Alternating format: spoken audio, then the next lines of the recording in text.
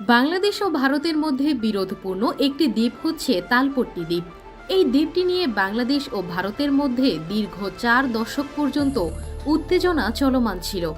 এমনকি তালপট্টি দ্বীপ নিয়ে বাংলাদেশ ভারত যুদ্ধের মুখোমুখি পর্যন্ত হয়েছিল। ১৯৮১ সালে ভারত বাংলাদেশের এই দ্বীপ দখল করতে যুদ্ধ জাহাজ পাঠালে বাংলাদেশের নৌবাহিনী পাল্টা ধাওয়া খেয়ে পালিয়ে যায় ভারতের যুদ্ধ জাহাজ। কিন্তু বঙ্গোপসাগরের বুকে জেগে ওঠা তালপট্টি দ্বীপ কেন এতটা গুরুত্বপূর্ণ? কেন তালপট্টি দ্বীপ নিজেদের দখলে নিতে মরিয়া হয়ে উঠেছে ভারত?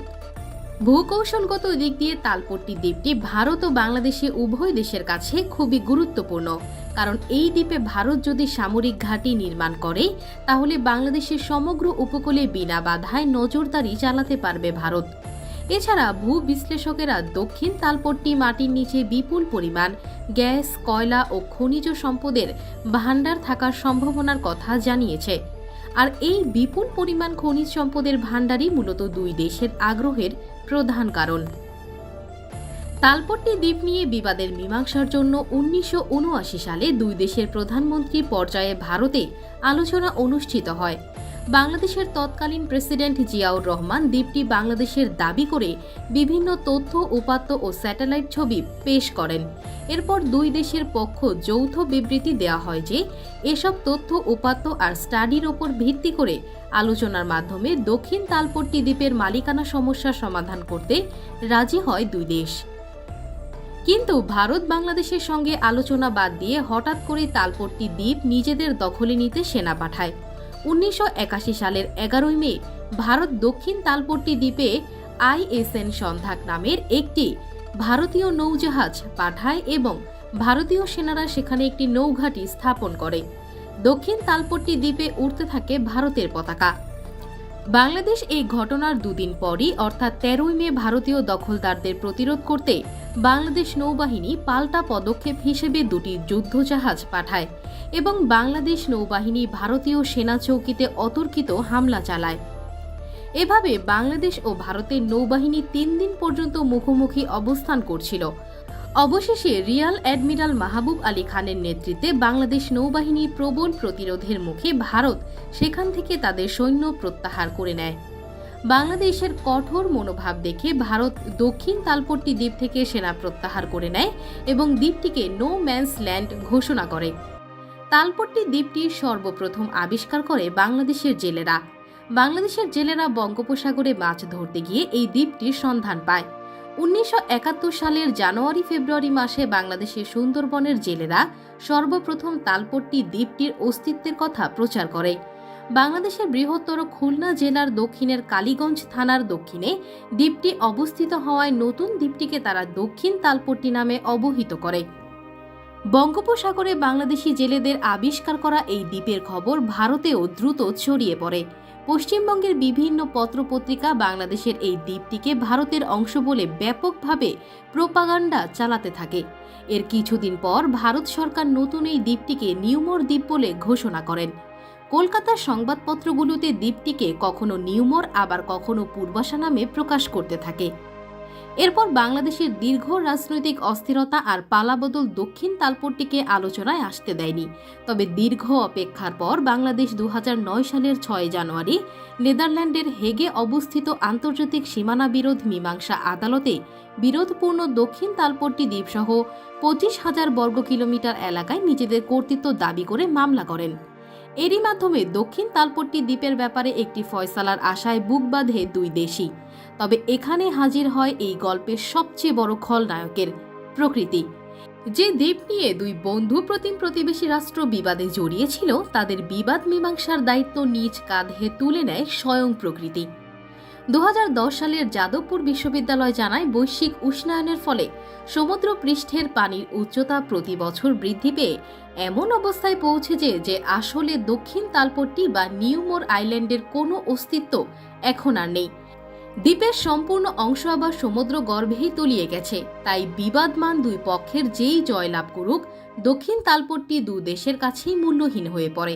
প্রকৃতির খেয়ালে গড়ে ওঠা যে দ্বীপ ঘিরে বিবাদের শুরু হয়েছিল, প্রকৃতি সেই বিবাদের নিষ্পত্তি ঘটায়।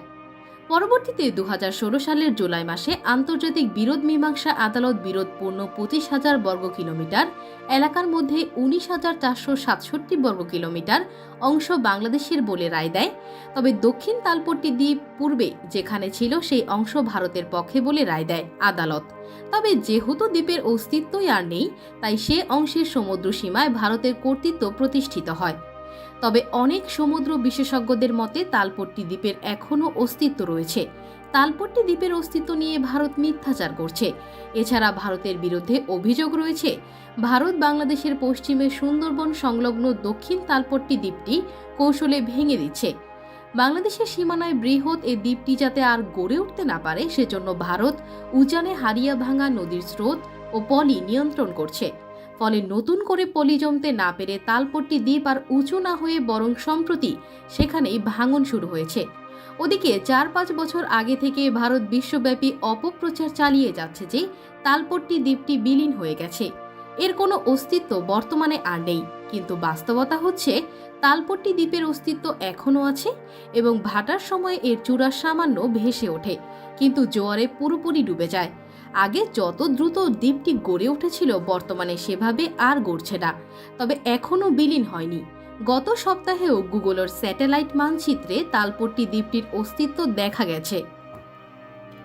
বাংলাদেশের প্রখ্যাত সমুদ্র বিজ্ঞান ও ভূগোল বিশেষজ্ঞ প্রফেসর ডক্টর আব্দুর রব বলেন, দ্বীপটি রেকর্ডপত্রে বাংলাদেশের। ৭১-এর স্বাধীনতার পর থেকে ভারত জোরপূর্বক তালপট্টি দখল করে রেখেছে, কিন্তু প্রেসিডেন্ট জিয়াউর রহমান একবার দ্বীপটির দখল নিয়েছিলেন। এরপর ভারত সমুদ্র সীমা নির্ধারণ সংক্রান্ত বিরোধের মীমাংসা না হওয়াতে অজুহাত দেখিয়ে বিরোধপূর্ণ এলাকায় বাংলাদেশের নৌবাহিনীকে স্থায়ীভাবে ঘাঁটি গাড়তে দেয়নি। এর মধ্যে ভারত একাধিকবার জরিপ করে দেখেছে তালপট্টি পুরোপুরি জেগে উঠলে এবং আন্তর্জাতিকভাবে সমুদ্র সীমার ফয়সালা হলে ভারত কখনোই তালপট্টি দ্বীপের মালিকানা পাবে না, বরং বাংলাদেশ এই দ্বীপের মালিকানা লাভ করলে সমুদ্র সীমা প্রাপ্তিও আরও অনেক দূর এগিয়ে যাবে। তাই ভারত তালপট্টি দ্বীপটি ভেঙে দেওয়ার কৌশল গ্রহণ করেছে। বিশেষ করে বঙ্গোপসাগরের সমুদ্র সীমা নিয়ে মিয়ানমারের সাথে বাংলাদেশের বিরোধের ব্যাপারে সমুদ্র আইন বিষয়ক আন্তর্জাতিক ট্রাইব্যুনালের রায়ের পর ভারত এ ব্যাপারে আরও হিংস্র হয়ে উঠেছে, যাতে তালপট্টির মালিকানা কোনোভাবেই বাংলাদেশ না পেতে পারে। এজন্য একদিকে হারিয়াভাঙা নদীর মোহনায় ভারতীয় অংশে গ্রোয়েন নির্মাণ করে স্রোতের গতি বাংলাদেশের দিকে ঠেলে দেওয়া হচ্ছে, অপরদিকে নদীর উজানে বাঁধ নির্মাণ করে পলি ভিন্ন খাতে সরিয়ে দিচ্ছে ভারত। দেশের দ্বিতীয় সমুদ্র বন্দর মংলা ও সংশ্লিষ্ট মেরিটাইম বিশেষজ্ঞ এবং সমুদ্র সম্পদ পর্যবেক্ষকদের অভিমত, আয়তনের দিক থেকে দক্ষিণ তালপট্টি অত্যন্ত ক্ষুদ্র দ্বীপ হলেও ভূ রাজনৈতিক নিরিখে দ্বীপটির গুরুত্ব অপরিসীম। উপকূলীয় দ্বীপটির মালিকানার সাথে জড়িত রয়েছে বাংলাদেশের বঙ্গোপসাগরের বিশাল সমুদ্রাঞ্চলের সার্বভৌমত্বের স্বার্থ। তাই সালিসি নিষ্পত্তির মাধ্যমে শুধু দক্ষিণ তালপট্টি নয়, সমুদ্র সীমার এক্সক্লুসিভ ইকোনমিক জোনকে নিষ্কণ্টক করা একান্ত জরুরি। বাংলাদেশের উপকূল থেকে দক্ষিণে প্রায় 500 কিলোমিটার পর্যন্ত মহীসোপানের বিস্তৃতি।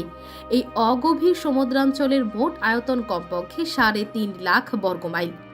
আন্তর্জাতিক সমুদ্র আইনের সর্বশেষ নীতি অনুযায়ী নিজ দেশের উপকূলীয় সংলগ্ন মহীসোপানের যাবতীয় সমুদ্র সম্পদ রাজির ব্যবহার ও মালিকানা সত্ত্ব ভোগ করার একচ্ছত্র অধিকার রয়েছে। দক্ষিণ তালপট্টির মালিকানার সাথে বঙ্গোপসাগরে বাংলাদেশের স্বাভাবিক সীমার অতিরিক্ত কমপক্ষে 25,000 বর্গমাইল সমুদ্রাঞ্চলের স্বার্থ জড়িত। দ্বীপটির দক্ষিণ, দক্ষিণ পূর্ব ও দক্ষিণ পশ্চিমে হাজার হাজার বর্গ কিলোমিটার সংরক্ষিত অর্থনৈতিক অঞ্চলে মৎস্য ও তেল গ্যাস ক্ষেত্রসহ বিপুল পরিমাণ সামুদ্রিক সম্পদ রয়েছে। ওই এলাকার সমুদ্রতলে লৌহ, ম্যাঙ্গানিজ, অ্যালুমিনিয়াম, তেজস্ক্রিয় ভারী খনিজ পদার্থ ইত্যাদির বিপুল সঞ্চয় রয়েছে। এর প্রমাণ পাওয়া গেছে বঙ্গোপসাগরের অগভীর মহীসোপান তলদেশে খনিজ তৈল এবং প্রাকৃতিক গ্যাসের বড় ধরনের সঞ্চয় আবিষ্কৃত হওয়ায়। তো বন্ধুরা, আপনার কি মনে হয় তালপট্টি দ্বীপ কি সত্যি বিলীন হয়ে গেছে, নাকি দ্বীপটি দখল করার অপকৌশল? আপনার মূল্যবান মতামত জানান আমাদের কমেন্ট বক্সে। দেখা হবে পরবর্তী কোনো ভিডিওতে।